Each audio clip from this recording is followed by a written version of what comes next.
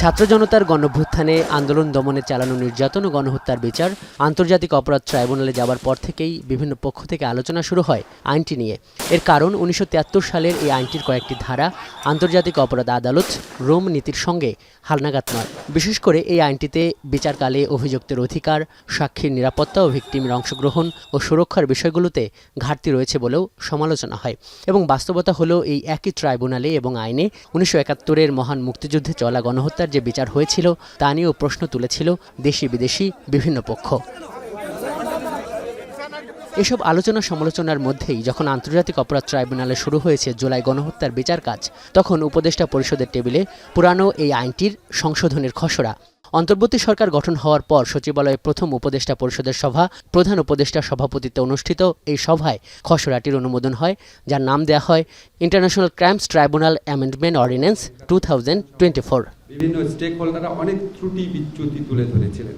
তো আমরা যেহেতু চেয়েছি একটা খুব ফেয়ার ট্রায়াল করতে, ডিউ প্রসেস মেনটেন করতে, এই জন্য আমরা সেই তাগিদ থেকে এটা অ্যামেন্ডমেন্ট করার উদ্যোগ নেই।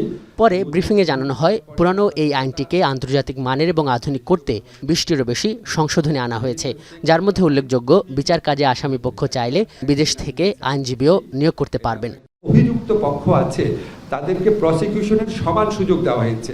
আপনারা ৭৩ সনের আইনের সাথে মিলিয়ে দেখবেন অভিযুক্ত পক্ষকে অনেক বেশি অধিকার দেওয়া হয়েছে এবং তারা যে কোনো প্রয়োজনীয় সংখ্যক সাক্ষ্য আনতে পারবে, যে কোনো সাক্ষ্যের গ্রহণযোগ্যতা নিয়ে প্রশ্ন তুলতে পারবে, অনেক বেশি বাড়ানো হয়েছে। আরেকটা খুব চমৎকার বিধান আমরা মনে করি, সেটা হচ্ছে ভিকটিম প্রোটেকশনের ব্যবস্থা করা হয়েছে। যারা এখানে সাক্ষী দিতে আসবেন বা যারা আপনার কোনো কারণে যদি 164 দেন বা যে কোনোভাবেই সাক্ষ্য দেন, তাদের প্রোটেকশনের জন্য পর্যাপ্ত ব্যবস্থা করা হয়েছে। রাজনৈতিক দলের বিচার করার প্রবিধান যুক্ত করার যে আলোচনাটি দেখা গেছে এই সংশোধনী ঘিরে তা নিয়ে প্রশ্ন করেন সাংবাদিকরা। এই রাজনৈতিক দল বা কোনো সংগঠনকে নিষিদ্ধ করার প্রশ্ন আসলে এই আইনকে অযথাই প্রশ্নবিদ্ধ করার সুযোগ সৃষ্টি হবে। আমরা সেই সুযোগ দিতে চাই না। তাদের অপরাধমূলক কার্যক্রমের জন্য যদি নিষিদ্ধ করার প্রয়োজন হয়, যদি নিষিদ্ধ করার দাবি উঠে সমাজে, তাহলে আমাদের অন্যান্য আইন রয়েছে, সেই সমস্ত আইনে নিষিদ্ধ করার বিধান আছে। সন্ত্রাস দমন আইনে রয়েছে, নির্বাচনী আইনে রয়েছে, 1978 পলিটিক্যাল পার্টি অর্ডিন্যান্সে রয়েছে।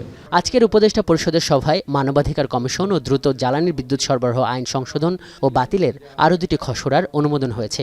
এছাড়া উপদেষ্টা পরিষদের সভায় 2024-25 অর্থ বছরে মুজিববর্ষ উদযাপনের বাজেট বরাদ্দ বাতিল করা হয়।